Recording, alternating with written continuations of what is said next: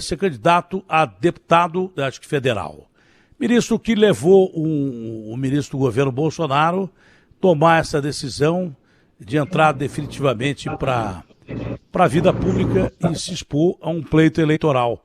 Um abraço grande, é um prazer falar com o senhor mais uma vez, um bom dia ao senhor. Eu gostaria que o senhor desse sua opinião sobre essa questão de salários e segurança pública também no nosso país, né? Mas no estado de São Paulo é grave a situação, mas realmente no Brasil inteiro a gente passa por essa crise. Pena que em São Paulo a crise é agravada, que é o estado que mais dinheiro tem e você vê o policial em 23º colocado em todas as federações do estado, é um dos últimos colocados em termos de salário, se expondo todo dia.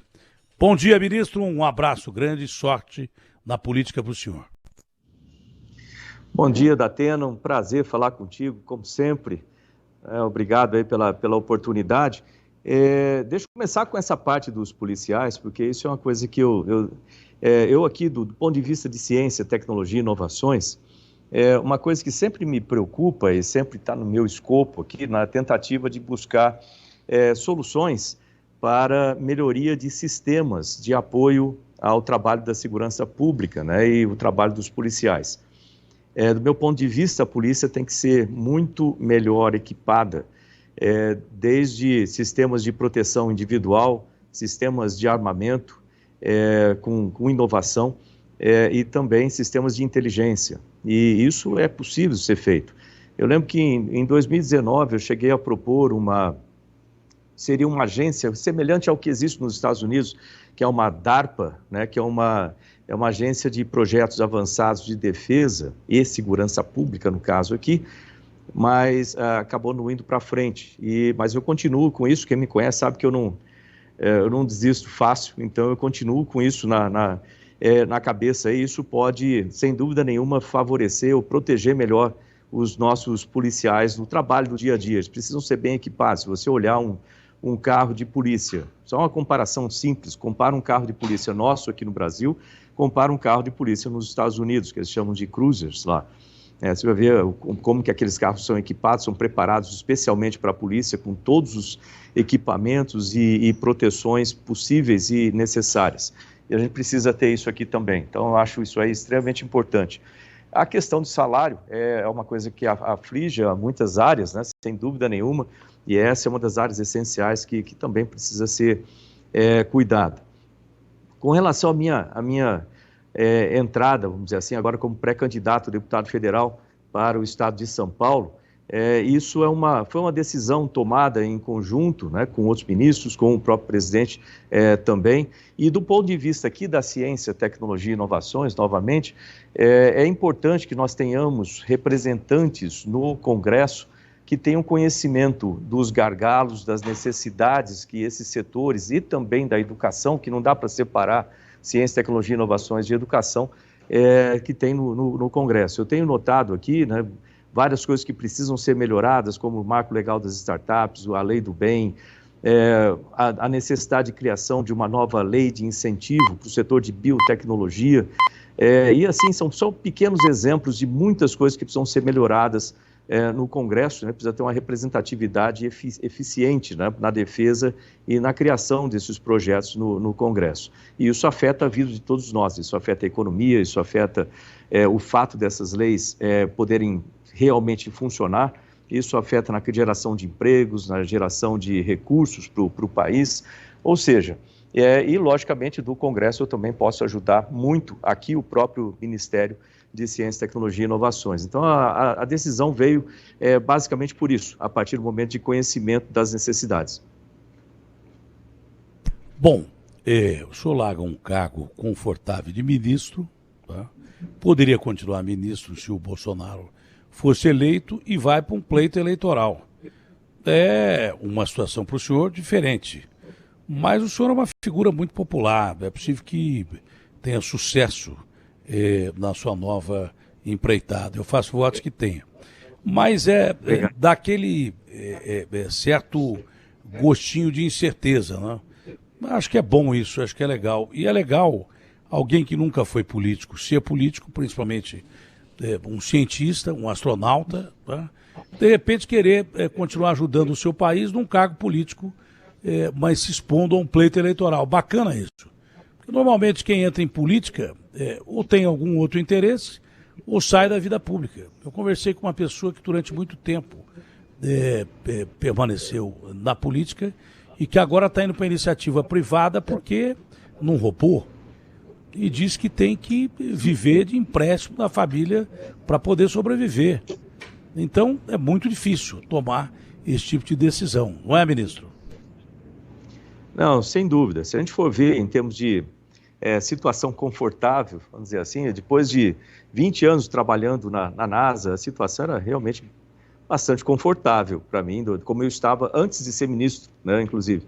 Aí, quando o presidente Jair Bolsonaro me convidou para essa função de ministro, lembro até que ele falou, pô, vamos ver se você vai ser louco o suficiente para aceitar. Eu falei, não, sem dúvida nenhuma. Eu passei a minha vida inteira trabalhando para o país. Se você olhar na minha carreira, lá desde piloto de caça, piloto de testes, depois como astronauta, servindo o país também.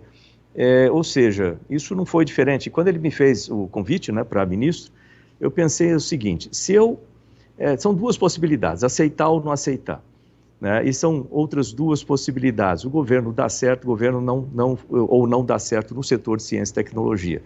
Se eu não aceito, o que passou pela minha cabeça foi o seguinte, imagina lá mais na frente, quando tiver com mais cabelo branco ou sem cabelo, sei lá, já com uma certa idade, bem mais na frente, no finalzinho da vida, eu vou falar assim, pô, eu fui convidado e eu não ajudei, e aí não deu certo. Ou, se o governo dá certo, eu falo, pô, eu fui convidado e eu não ajudei, e funcionou. A questão é assim, eu estou aqui para fazer a ciência, tecnologia e inovações do Brasil funcionar, e olha, graças a Deus eu posso dizer que nós tivemos resultados muito expressivos nesses 3 anos e 3 meses agora, né, de gestão aqui do Ministério de Ciência, Tecnologia e Inovações. Então, eu estou feliz com o trabalho que foi feito aqui no Ministério. E eu vou ficar ainda mais feliz de poder ajudar a continuidade desse trabalho. E agora que, vamos dizer assim, todas as peças estão bem alinhadas dentro dessa máquina aqui do Ministério, eu posso ajudar, né, por outro lado.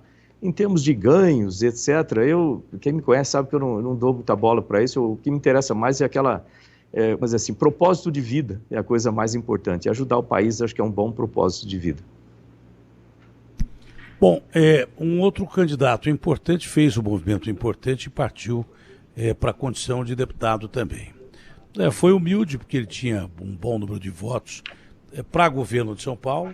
Acho até que seria um candidato sério para disputar o governo de São Paulo, mas resolveu, por um movimento da esquerda, partir para deputado, o que mostra, acima de tudo, o quanto é importante a bancada de deputados para os partidos e principalmente para a nação, né? Para renovar o nosso Congresso Nacional, para renovar a Câmara, enfim.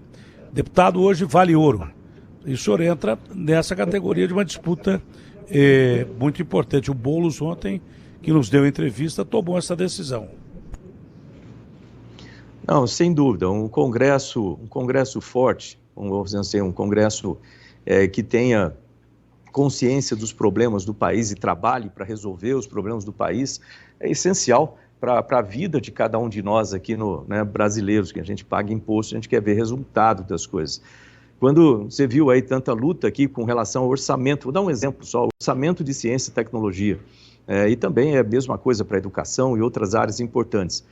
Nós precisamos de deputados, de senadores, ou seja, de parlamentares que reconheçam a importância, saibam o quanto isso foi importante para todos os países que hoje são desenvolvidos, e trabalhem no sentido de melhorar ou de garantir esses orçamentos para que não haja ou que reduza os cortes. Logicamente existem uma série de restrições, uma série de condicionantes, mas certas áreas são estratégicas e é importante. Você vê que a aprovação da Lei 177, que liberou o Fundo Nacional de Desenvolvimento Científico e Tecnológico, mudou, né? Isso foi vamos dizer assim, um ponto de inflexão dentro dessa minha gestão, e com isso um trabalho que foi feito em conjunto aqui do Ministério, com a comunidade científica, o setor produtivo, o próprio presidente entrou no final também para auxiliar, E isso mudou a perspectiva, mudou o cenário da ciência e tecnologia no Brasil.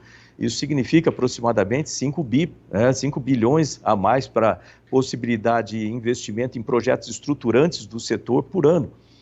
Nos permite, por exemplo, agora falar na conclusão do Sirius. Quando eu cheguei aqui, o Sirius, o acelerador de partículas, ele estava preparado a parte básica, mas não tinha nenhuma linha operacional. Hoje já tem 7 e até o final do ano agora são 10 linhas.